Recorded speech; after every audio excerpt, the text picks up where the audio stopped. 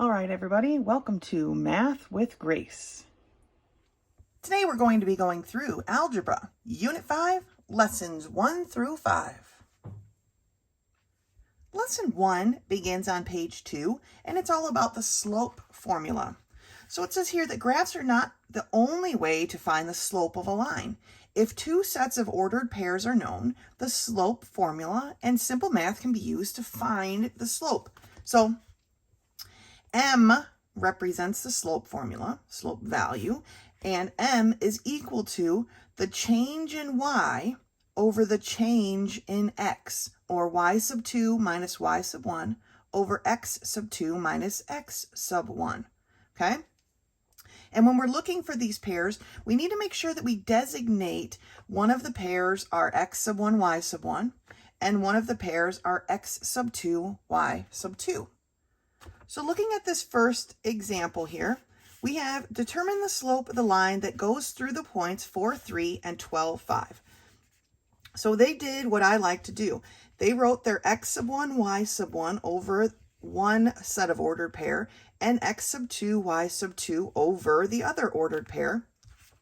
And then they simply substituted that into the formula. Okay, this is a formula that you're going to get very comfortable with because you're going to be using a lot going forward. So here's our formula. So first comes our Y sub 2 minus our Y sub 1 over our X sub 2 minus our X sub 1. And then you just do the math, right? 5 minus 3 is 2. 12 minus 4 is 8. And then, of course, that can be reduced to 1/4. Okay, switching over here to the top of page 3, I want to look at this example. We've got the points -5, 1 and -5, 8. So they labeled again their Y sub 1, and the sub 1 just means 0.1, and the sub 2 just means 0.2. Okay, so X sub 1, Y sub 1, X sub 2, Y sub 2. X in 0.1, Y in 0.1. X in 0.2, Y in 0.2. It's very important that we don't get those mixed up. That's why I like to label them at the top, just like they have here. So then we just substitute it in, right? So the formula is Y sub 2, 8, minus Y sub 1, which is 1, X sub 2, which is -5, minus our X sub 1, which is a -5. So we end up with a minus minus. These negatives in the formula cannot take the place of this negative, okay? You're going to end up with 2 negatives if it ends up like that, okay? And we know that minus minus we can turn into a plus, right? So we have 8 minus 1, which is 7, and -5 plus 5, which ends up being 0. And remember, when we have a slope like that, okay, it is undefined. We can't divide something by 0. It becomes our wall, right? And our wall here, right, is at -5 because they have the same term. They have the same number. So this line is actually represented by X equals -5. And sure, the Y changes because the X goes on and on forever, amen, right? But it's always going to be at -5. Okay? That's the equation of this line. So let's take a look at some of these problems together and see how they go. For number 1, we have the point 2, 4 and the point 4, 8. So I'm going to label my 2, 4 my X sub 1, Y sub 1, and point 4, 8 my X sub 2, Y sub 2. I know it's kind of small. I'm sure it's a little bit hard to see, but if you're following along, this should be cake, right? And I'm going to write our slope formula right here. M equals Y sub 2 minus Y sub 1 over X sub 2 minus X sub 1. There we have a reference, right? So let's do it. My slope is going to be equal to Y sub 2, which is 8, minus Y sub 1, which is 4, over X sub 2, which is my 4, minus X sub 1, which is my 2. All right, see, we're just substituting in what we have.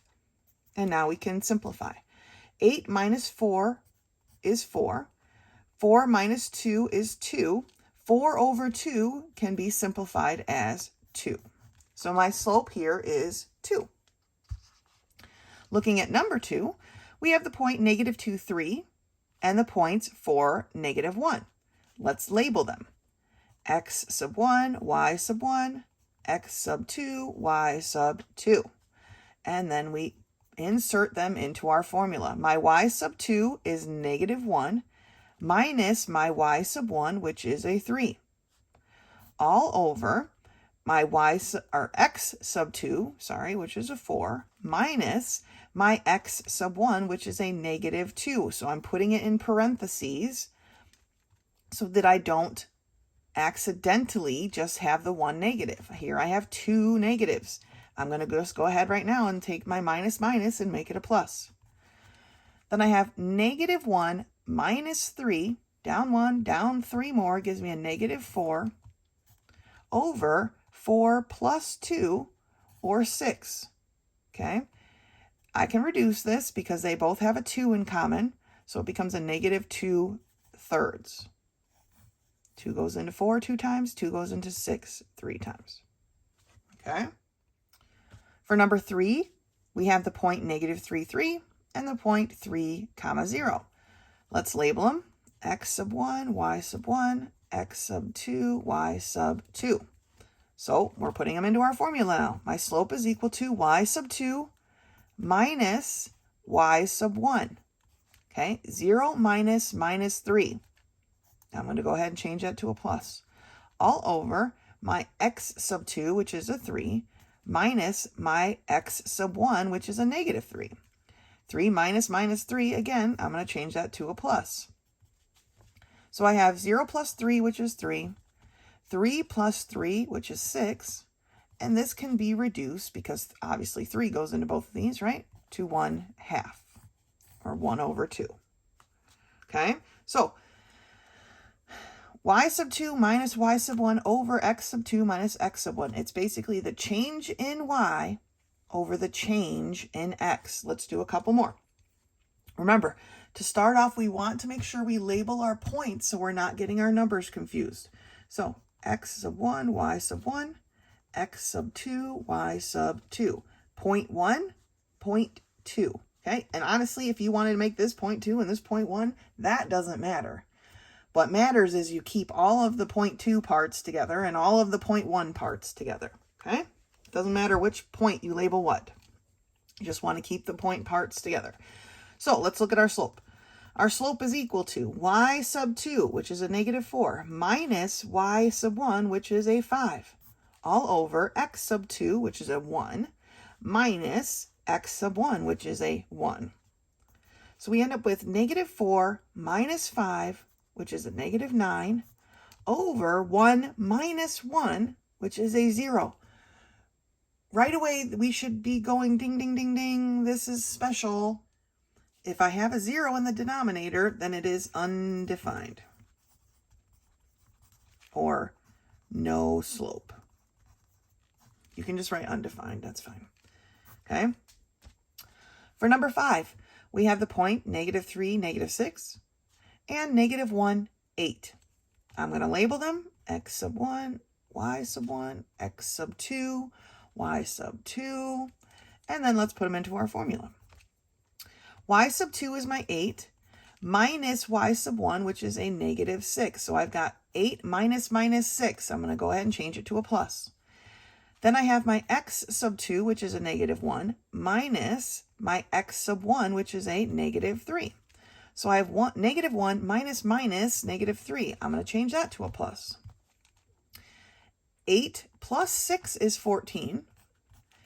-1 plus 3 is 2. All right? 14 divided by 2 is basically what we have here, and it comes out to be a 7. So my slope is 7. If we were plotting the line, it would be up 7 over 1. Okay? Because it's like a 7 over 1, right? Any number over 1 is itself. So whenever we have a whole number slope, we go up that whole number and over just 1 point. Okay? Our run is just a 1. Last one we're going to do together here is the point 5, -4, and 9, 1. So let's label our points. X sub 1, y sub 1, x sub 2, y sub 2. and let's do our formula. My slope is equal to my y sub 2, which is a 1, minus my y sub 1, which is a negative 4. So I have 1 minus minus 4. I'm changing it to a plus. Then I have x sub 2, which is a 9, minus x sub 1, which is a 5. And now I do my math. 1 plus 4 is 5. 9 minus 5 is 4. So my slope here is 5 over 4. Okay, so make a note card if you need to help you remember this slope formula. It's very important. Trust me, we'll be doing it here in the future so many times. Eventually, you will have it memorized.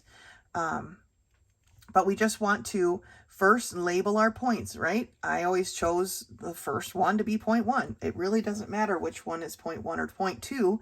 It's just that all of 0.1 needs to come from the same parentheses. All of 0.2 needs to come from the same parentheses. We don't want to mix and match. So x sub 1, y sub 1, x sub 2, y sub 2, and then simply choose your y sub 2 goes here, y sub 1. X sub 2, x sub 1. You're subtracting them, okay? And then you do the math and reduce when possible. That's our slope formula. Good job. Lesson 2 begins on page 7, and it's kind of got a long title here. Establishing equalities using geometry or additional quantities. So that title probably doesn't make a whole lot of sense, but let's just look at what they're talking about and see if we can understand here. So to set up an equation, we want to look for a relationship of equality in the problem. And it tells us here that geometric figures usually have relationships that can be used to set up an equation. The fact that a triangle, the interior angles of a triangle all equal 180 degrees. That is one of the geometric relationships that they're talking about here. Or the fact that a square, all of its interior angles add up to be 360 degrees. So a triangle is 180, a square is 360. Relationships like this is what they're going to be using here. So let's look at example 1. In triangle ABC. So basically what they're saying when they say that is that the points of the triangle are A, B, and C. Angle A, which is this right here, is twice as large as angle B, and angle C is 5 degrees less than angle A. So what are the measures of our angles? Well, first we have to figure out what is our base. Which one didn't have a change involved in it, and that was angle B, right? So angle B becomes our base, or at what the thing that everything else is based off of, right? And so we can say that angle A is twice as large as angle B. So if angle B is my x, then angle A is 2x, okay? Because it's twice as large as that. Then it says that angle C is 5 degrees less than angle A. Well, angle A is 2x, so we take 2x minus 5, okay? So now we've labeled and represented everything, but now the real question is what are the measures of the angles? Well, we just said here that all the interior angles of a triangle equal 180 degrees when you add them together. So now we add these together. Here's angle A plus angle B plus angle C is going to be equal to 180 degrees. Now we've set up our equation. We're going to combine our like terms and simply solve for x. And when we do, we see that x was equal to 37 degrees. Well, that was angle B, right? Come back up here. X is angle B, 37 degrees. But we still have to solve for A and B, or sorry, A and C. So A was 2 times x, or 2 times 37. So it becomes 74 degrees, angle A. Angle C was 2 times 37 minus 5. 2 times 37 minus 5 gives us 69 degrees. So when you're solving these and you give me an answer, I need it to be like this. Angle A equals 74 degrees. Angle B equals 37. degrees. Angle C equals 69. Do not just write 74, 37, 69. I won't know what you're talking about. I need to know which angle was 74, which angle was 37. Okay? You need to make sure your answers are labeled properly. So at the bottom of page 7 here, they have a review of the steps that you can take to solve these. We've been working on story problems for a while, so this first step should be in your back pocket. Maybe at this point you've either forgotten or haven't quite learned some of these geometric relationships. If you have a question about those, please let me know. But for now, let's turn the page. So at the top of page 8 here, we see that some story problems have unknowns that will have a relationship in the future or had a relationship in the past. And if values affect when things are equal, they must be included in the equation. So a lot of these, what they're talking about here are age, like someone's age is this, someone's age is that, how old will they be in 10 years, this kind of thing. So let's look at this example too. John is 24 years old and his son Jeremy is 3-year-old toddler, okay? But someday Jeremy will be half his father's age. In how many years will that be?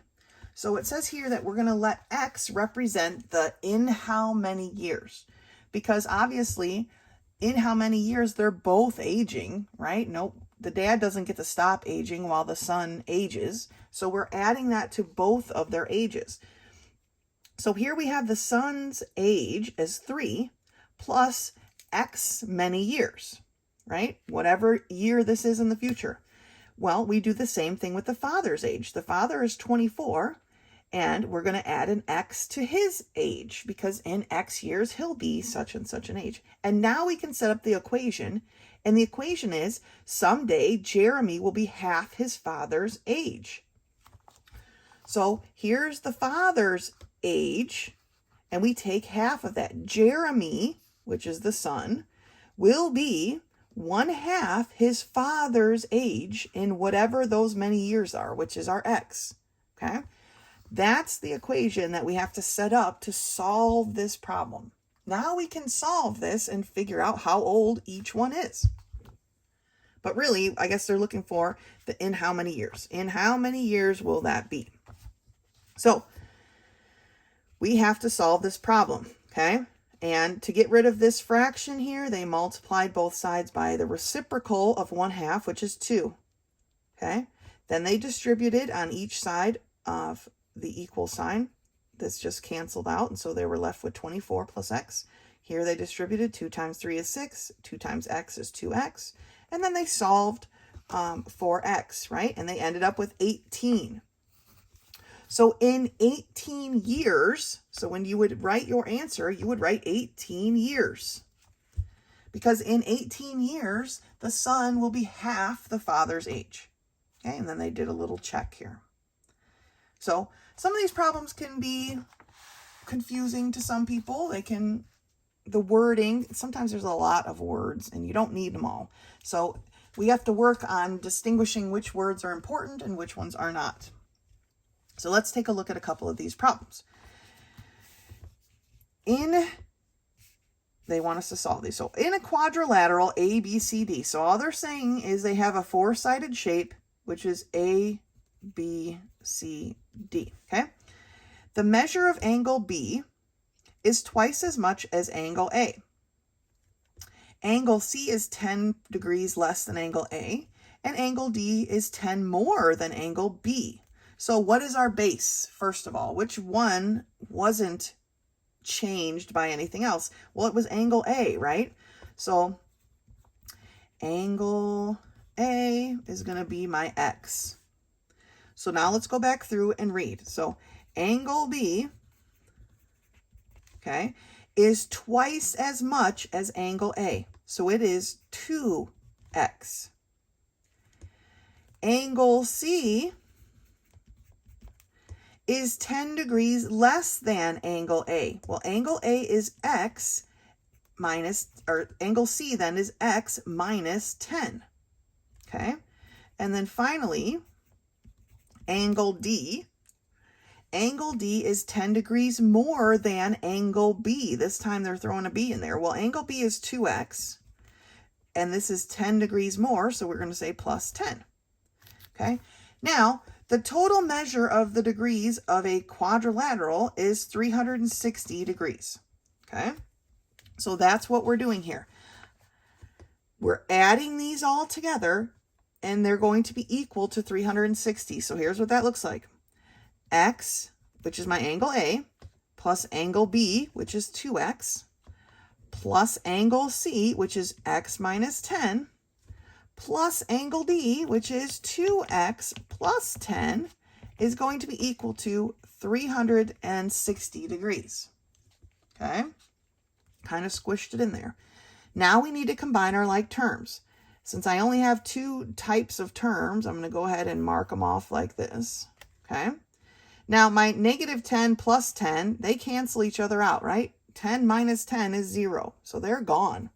So I can just add up my x's. X plus 2x is 3x, plus another x is 4x, plus another 2x's is 6x, is equal to 360. 6 is being multiplied by x. We're going to do the opposite and divide. And we see that x is equal to 60. Okay? But what does that mean? Well, x, remember, is my angle A. So angle A is equal to 60 degrees. Angle B, then, is equal to 2 times 60, or 120 degrees. All right? Angle C is equal to 60 minus 10, right? We're just putting this 60 in everywhere we see an x. 60 minus 10, which is 50 degrees. And angle D is equal to 2 times 60 plus 10. Well, we knew that 2 times 60 was 120, so it's basically 120 plus 10. Don't know why I put another parenthesis out there. Okay, which is 130 degrees. So those are our answers for number 1. Okay, we set up the relationships. Remember, we're trying to get to just one variable. Then we figured out how they were all in relation to each other, and that was the fact they were in this quadrilateral. So adding them all together, we could get them to be equal to 360 degrees. Doing that allowed us to combine our like terms and solve for x. Once we solve for x, we just put it back into our relationships, and we're able to solve for each individual part. Okay? Let's do another one up here at the top of page 9, number 2. Move it over a little. A rectangle, okay, so remember, a rectangle is just a quadrilateral again, has a width of 4 feet and a length of 5 feet. I like to draw the shapes. If you don't need to, that's fine. I like to draw them because I like to see them. What number of feet can be added to the width and the length so that the resulting perimeter is 5 times the original perimeter? So the first thing we have to figure out is, what is the original perimeter? Okay, well, remember, perimeter is equal to 2 times the width plus 2 times the length. Okay, so the original perimeter, we'll call it the OP, is going to be equal to 2 times 4 plus 2 times 5.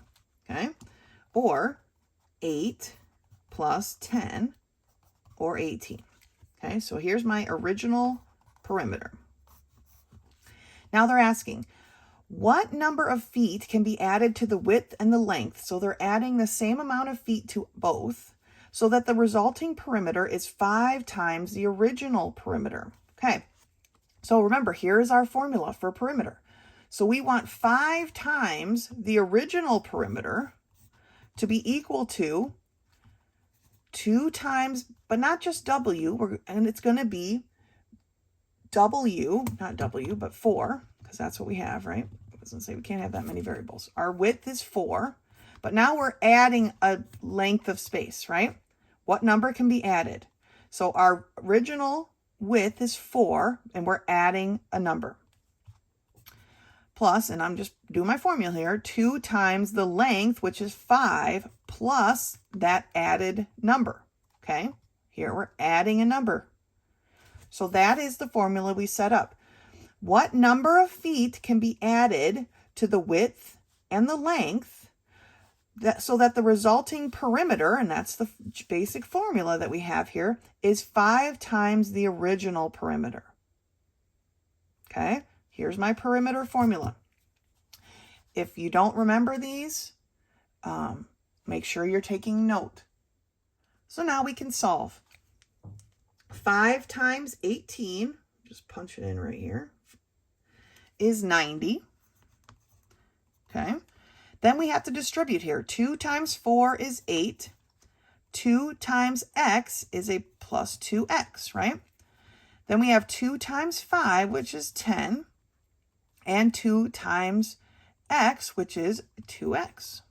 And now we can combine our like terms. We only have 2 different kinds of terms, so I'm going to separate them like that.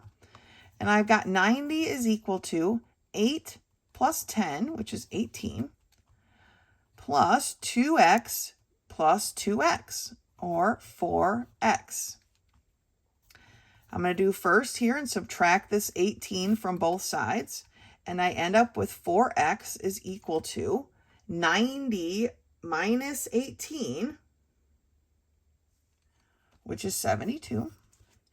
I'm going to move it over here. So I have 72 equals 4x. So now my 4 is being multiplied by x. We're going to do the opposite and divide. And I get that x is equal to 72 divided by 4, or 18. Okay? Now, 18 is what? Well, 18 is the number of feet that we are adding to the sides of our rectangle, right? So we need to label it as 18 feet. That is our answer. We are adding 18 feet to both sides, okay? And that will give us this perimeter that's 5 times the original rectangle. Now, they're not asking us what the new length and the new width is, but we could find out, right? We would just add 18 to both of these. They just want to know how many feet need to be added for it to be a rectangle that's 5 times bigger than the rectangle that's here, okay? So that's number 2. Let's look at number 3. Sandy is 4 years old, and her mother is 30. So I just like to write Sandy is 4. Mom is 30. In how many years? That is your code word. In how many years will Sandy be half her mother's age? Okay.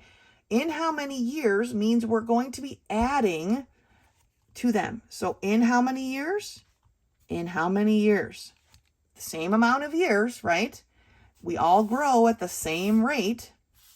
So same amount of years. But the question is, in how many years, we added that on, will Sandy be half her mother's age? So when will Sandy, 4 plus x, be 1/2 her mother's age, which is 30 plus x? Okay, boom, we set up our equation. Now, we want to get rid of this 1/2. So we are going to multiply the entire equation by 2. The reciprocal of 1/2, which is 2.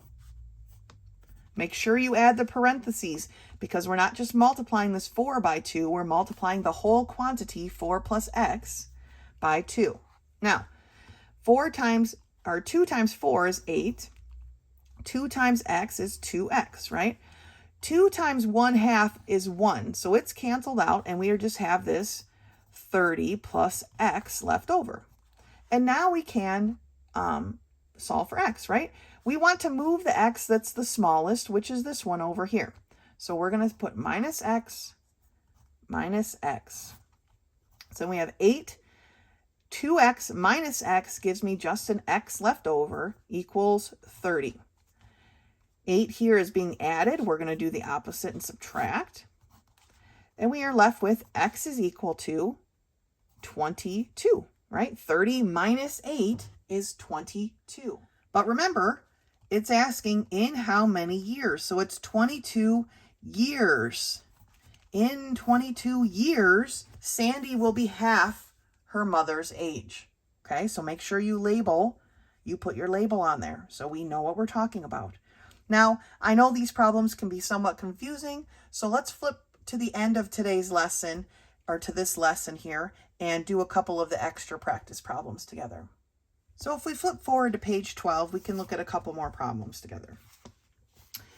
45 is, in particular, isosceles triangle. So an isosceles triangle is a triangle who has two sides that are the same length. And because they have two sides that are the same length, they actually have two angles that are exactly the same. So these angles are the exact same length as well, or same size. So it says, in a particular isosceles triangle, the third angle, which is going to be up here, is the sum of the two identical angles. Okay? The third angle is the sum of the two identical angles. Sum means plus. So the two identical angles, so let's say the equal angles, when I am in geometry, I write angles like this because it's quicker, right? It's a little angle, just like the corner here. Apostrophe S. Anyway, we're going to make that equal to x, right? Each one, though, remember, we have two of those all together. The third angle, then, okay, is equal to what? It's equal to the sum of the two identical angles, or x plus x, or 2x, right? Now, find each angle. Well, how do we do that, you're thinking? Well, remember what we said about triangles, right? All of the angles on the inside of a triangle are 180 degrees. So to find that, we simply have to add up all of our angles. Well, this angle down here is x, plus this angle here, which is x. They're the same, right? We've got two angles that are the same. And then the third angle is 2x. And that is equal to 180 degrees. Okay, now we can solve for x, combining our like terms. X plus x is 2x, plus 2 more x's is 4x, is equal to 180 degrees. 4 is being multiplied by x. We're going to do the opposite and divide. That tells us that x is equal to 45. 45 degrees, okay? So, they want us to find each angle. So, one angle, okay, is equal to 45 degrees. The second angle is equal to 45 degrees. The third angle is equal to 2 times 45 degrees, okay? Okay, each of these equal angles was just an x. The third was 2x, 2 times 45 degrees, or 90 degrees, okay? Now we've labeled all of our angles. We have it labeled neatly so we can see it. And we have our degrees written there, all right? So some of these geometry things we're going to have to make a note of or just start to memorize so that we can work forward through these, okay? Let's do this last one together. Number 46, it's one of these age ones again. Jason is currently 35 years old. So we've got Jason is 35. And his father, so father is 61. Oh my goodness, that was aggressive. His father is 61. How many years ago did their ages total 64? So if we're talking about the past, we're not going to add an x, right? But we're going to take one away. Ago means we're subtracting. If you wanted to find out how old you were 5 years ago, you would subtract 5, right? So that's what we're going to do. We're going to subtract x from each of their ages. We don't know what that x represents right now. How many years was it? Well, how many years ago did their ages total 64? When we total something, we add it together. So we're going to take Jason's age, 35 minus x, and add his father's age, which is 61 minus x. And together they're going to equal 64. Okay? Now we can combine our like terms. Again, we only have two different terms, so I can separate them like this. So I have 35 plus 61, okay, which is 96. And then I have negative x minus x. So I basically have negative 1 minus 1, which is a negative 2x, is equal to 64. Okay? I need to get this negative 2x by itself. This positive 96 is in the way, so first thing I'm going to do is subtract 96 from both sides. Okay? So I have negative 2x equals 64 minus 96, which is a negative 32. Now, this x is being multiplied by a negative 2. So we're going to do the opposite and divide by a negative 2. Negative 2 over 2 is a 1, so it's gone. X is equal to negative 32 divided by a negative 2. So we know our answer is going to be a positive, right? And it's going to be a positive 16. Okay, positive 16. So my x is a positive 16 years. 16 years ago, their ages totaled 64. Obviously, they don't anymore because Dad's already 61, right? But 16 years ago, if you added up their ages, it would be 64, right? So make sure once you found an answer that you don't have to, like this one, we had to go back in and put our answer into another little formula to solve, right? Here, the answer is the answer we're looking for, but we need to label it, all right? So in all of these problems, we first want to set up our relationships, and then we need to figure out what equation or what relationships they have to each other again, okay? It's like a double relationship. Solve for our x, and then figure out how we need to use that x, whether it's got to go back into one of these relationships, or if it's a standalone, we label it, and we're done, okay? That's lesson 2. Good job. I know that's a lot of work. Lesson 3 starts on page 13, and it's about multiplying radicals. And we've worked a little bit with radicals before, but we can add and subtract them, and we can also multiply them. So let's take a look here. These are the basic properties of radicals. Now, when they write it like this, it kind of looks weird, but if you think about it like this, the square root of 45, n being your index, right? It could be a cubed root or a fourth root, but I'm just going to work with a square root, right? So the square root of 45, I'm here, is going to be equal to the square root of 9 times 5, right? This is what that is, a times b. So we could write it as the square root of 9 times the square root of 5. We can separate those factors inside of there. That's what this is representing, okay? Well, then, of course, when we multiply them together, we can combine their factors. It's just the reverse, right? But we can only multiply radicals that have the same index. If they don't have the same index, then we cannot combine them, okay? So it says when the index of two radicals is the same, the radicands can be multiplied and the product placed under a single sign, which is what happened here, okay?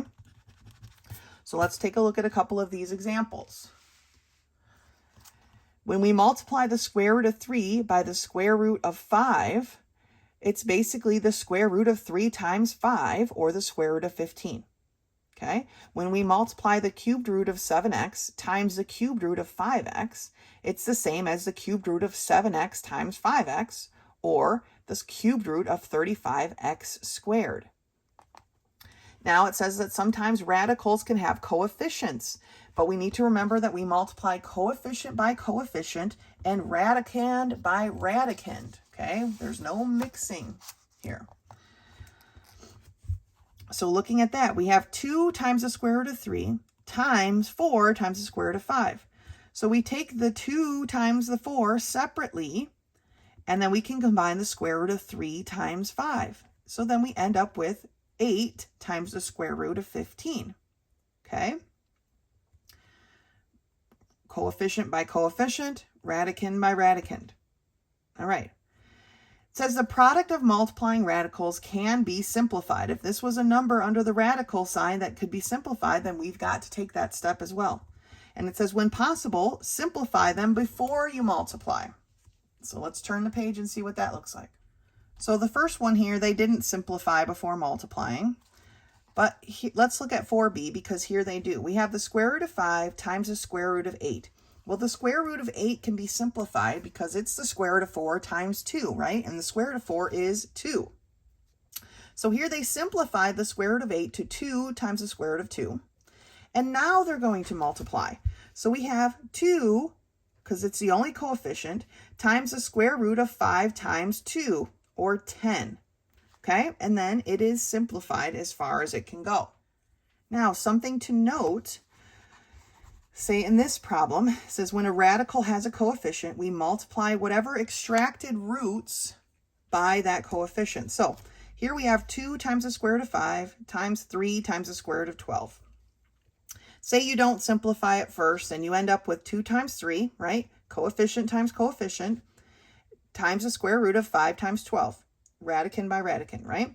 And so you have 6 times the square root of 60. Well, the square root of 60 can be reduced, okay? It needs to be reduced, of course, okay? And we can pull out a 2, right? The square root of 4 to 60 is the square root of 4 times 15. The square root of 4 is 2. So when you pull that 2 out, you have to multiply it by the 6 that was already there, because that 6 was being multiplied by the whole radicand. So when we reduce it out, we have to then multiply these now 2 coefficients by each other, so we end up with 12 times the square root of 15. So there's a lot of rules kind of to remember going through these. So let's just do some problems here. I'm surprised I don't have a little box with all the steps or rules simplified, but that's fine. Let's go through some of these together, and then we'll have lots of practice. So for number 1, we have the square root of 2 times the square root of 3, which is basically the square root of 2 times 3, or the square root of 6. Okay? Starting us off nice and easy, right? For number 2, we have the square root of 5 times the square root of 5. Now, you could put this under the radical sign, right? The square root of 5 times 5, which is 25. The square root of 25 is 5. Here's what we need to know. When you're multiplying a square root by itself, it's just the number on the inside. Okay, it's just the radicand is the answer. So the square root of 5 times the square root of 5 is 5. The square root of 100 times the square root of 100 is 100. The square root of 273 times the square root of 273 is 273, okay? We're multiplying it by itself. It's just the radicand. So that one's super easy. For number 3, we have the square root of 60 times the square root of 3. Now, we just learned how to reduce the square root of 60 over here, right? The square root of 60 is the same as the square root of 4 times 15, times the square root of 3, right? The square root of 4 can be pulled out. It's a perfect root, right? And that root is 2. So now we have 2 times the square root of 15 times 3. And that's going to be 2 times the square root of 45. Now, the square root of 45 can actually be reduced. Sometimes these things can't be reduced until we actually multiply them together. This can be further reduced, right? Because the square root of 45, and don't forget that too, is 9 times 5, right? 45 is 9 times 5. The square root of 9 is a perfect root. I didn't quite leave myself enough space for this one, but that's fine. What is the square root of 9? That's 3. So now we have 2 times 3 times the square root of 5, because that's what's left back there, right? And 2 times 3 is 6. So 6 times the square root of 5 ends up being our final answer. Okay, so we reduced 60, the square root of 60, right, off the bat. But then once we multiplied what was left over, we ended up with another root that could be reduced, okay? Another radicand that could be reduced. And so we separated it, reduced the square root of 9 to 3, but we can't forget that square root of 5 that's left behind, okay? But we take our 2 times 3, and we have 6 times the square root of 5. So let's look at number 4. Number 4 is the square root of 63 times 4. Now, knowing your times tables here is going to benefit you. If you aren't familiar with your times tables, then just go ahead and multiply these, and you will then have to reduce from there. But if you can recognize that 63, okay, is a special number, then we can pull out a perfect root right now. So the square root of 63 is 9 times 7, the square root of 9 times 7, right? And the square root of 4 can be reduced too. What is the square root of 4? It's 2. So that's already outside of the radical sign. So now we can reduce here. The square root of 9 is 3. Don't forget your times 2 times the square root of 7, right? The 7 is all alone in there now. It cannot be pulled out. 3 times 2 is 6. So you end up with 6 times the square root of 7, okay? Reduced here, we broke them apart so that we could reduce here, so we could extract a root, right? This one, we just extracted right off the bat, and then we combined. Now, you could have multiplied 63 times 4 underneath the radical sign, but that would have definitely been a bit more work to reduce, okay? It helps if we can recognize these right off the bat. For number 5, we have 2 times the square root of 3. The square root of 3 cannot be reduced, right? Times 3 times the square root of 6. Square root of 6 cannot be reduced. So we end up with, how they wrote it in the book is 2 times 3 times, right, the square root of 3 times 6. Well, 2 times 3 is 6, times the square root of 3 times 6, which is 18, okay?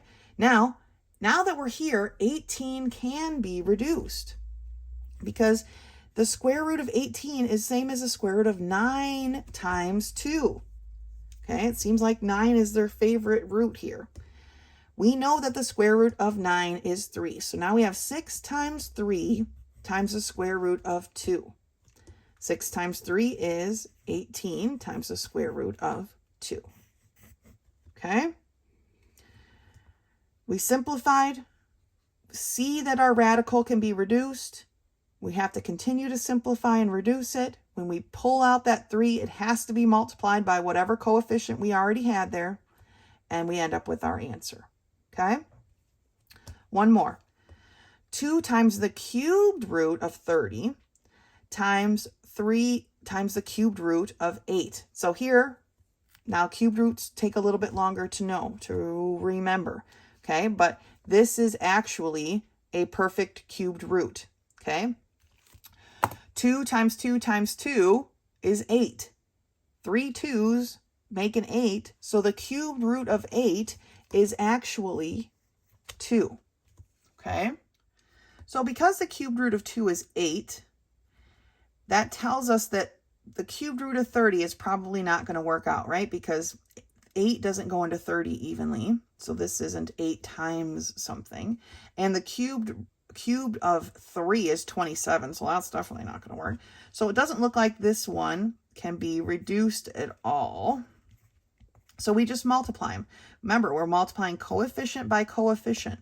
So we end up with 4 times the cubed root of 30. Please make sure you mark that cubed root. Sometimes I forget to. But we want to keep that marked so it's clear, all right?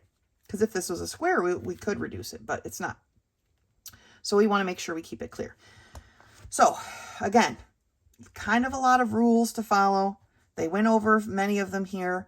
The biggest one is simplifying, okay, is reducing these radicals, simplifying these radicals as quickly as possible before you multiply. But even after we multiply, sometimes we have to reduce them again, okay? That's just how radicals work. And I know you're thinking, well, what's the shortcut? Not a shortcut this time, sorry. It's just recognizing it and reducing it as far as it possibly can go, okay? Coefficients by coefficients, radicans by radicans, all right? Good job.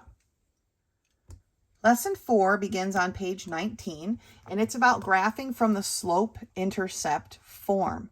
Now, we have been graphing by finding ordered pair solutions, right? Well, it is possible to graph directly from the linear equation, okay? And the equation below is called the slope-intercept form. That's what this general equation is called. The value of b in the equation is called the y-intercept. Now, if you remember a couple lessons back, we learned that m is representative of the slope. So here we have y equals the slope times x plus b, which is our y-intercept.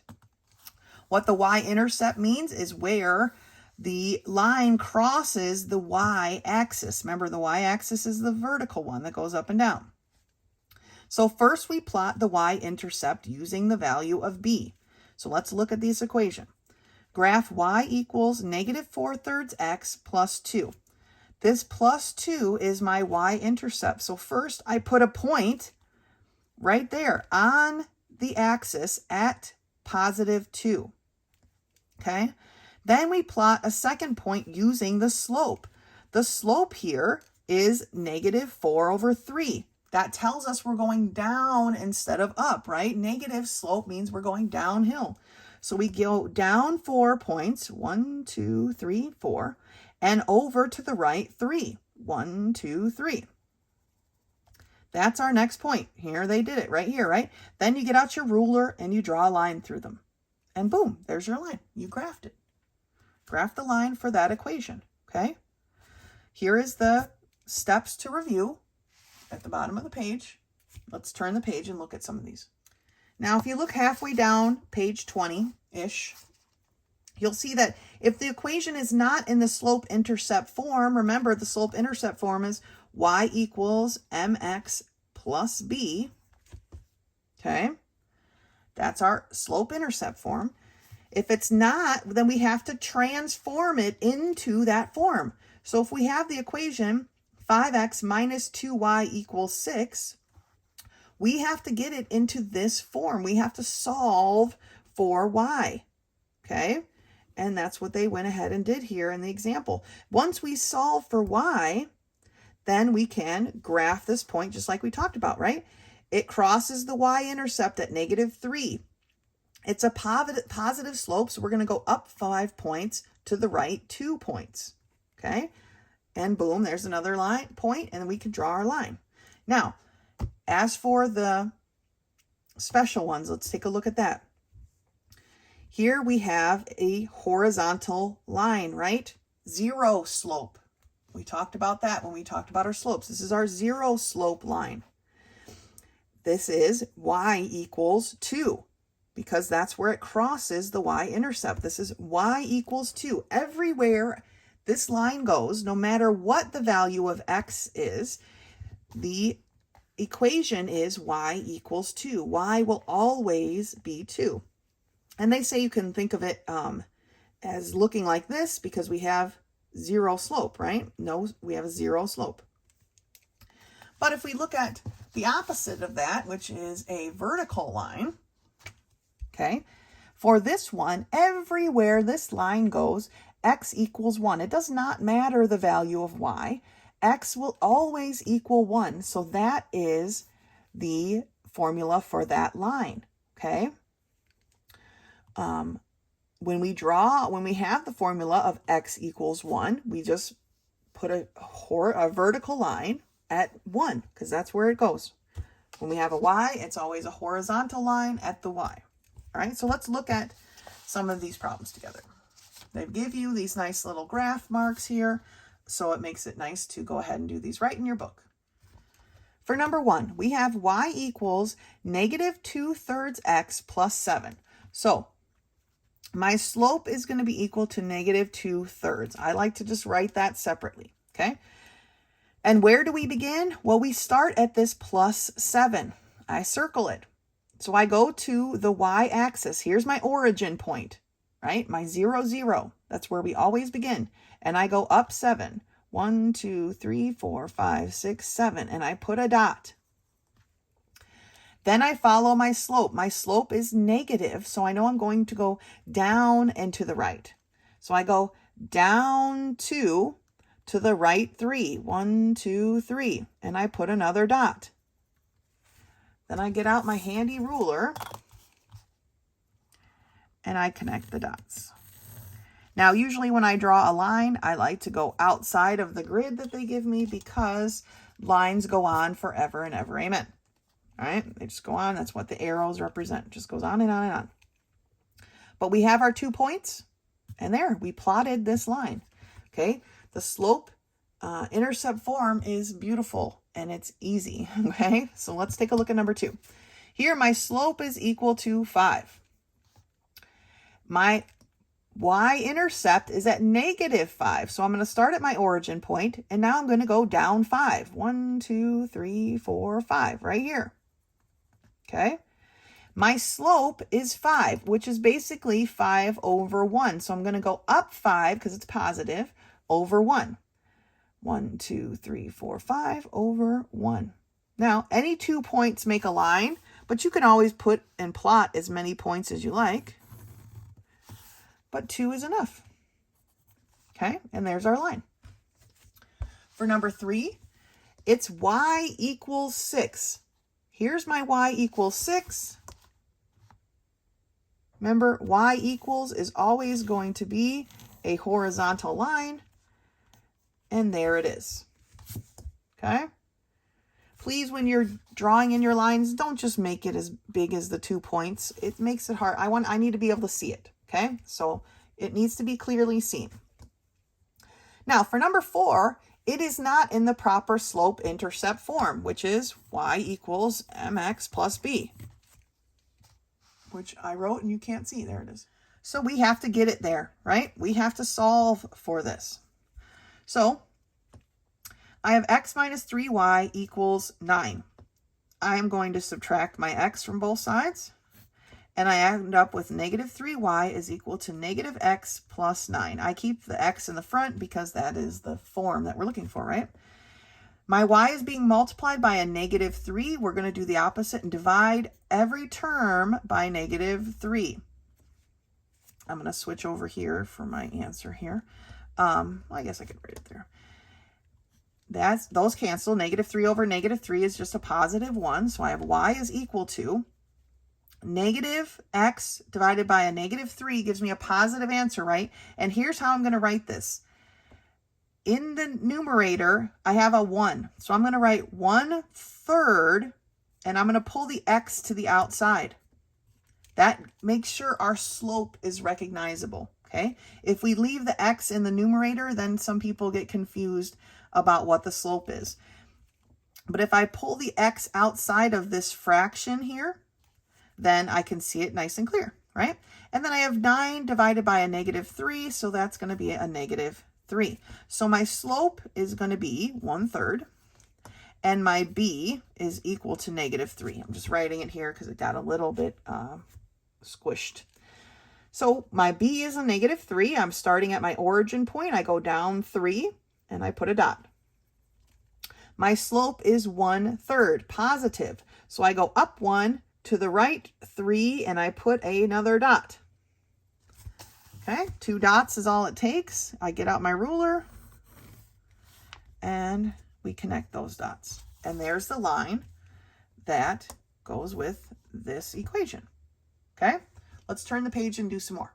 So I definitely want to do number 6 with you. We did a y equals equation. Now let's do an x equals. So x equals negative 4. So here we're just moving on the x-axis, right? We're going to move over to negative 4 and put a dot. And this is going to be a vertical line. And it looks like that, okay? For no matter what the y is, x is equal to -4, and so our line looks like that. Last one I want to do with you guys today is number 8. 6 is pretty straightforward. 7, make sure you solve for y. But 8 is something that we haven't seen yet, because what is missing from our 8? In our slope-intercept form, remember, is y equals mx plus b. What are we missing? We're missing the plus b, right?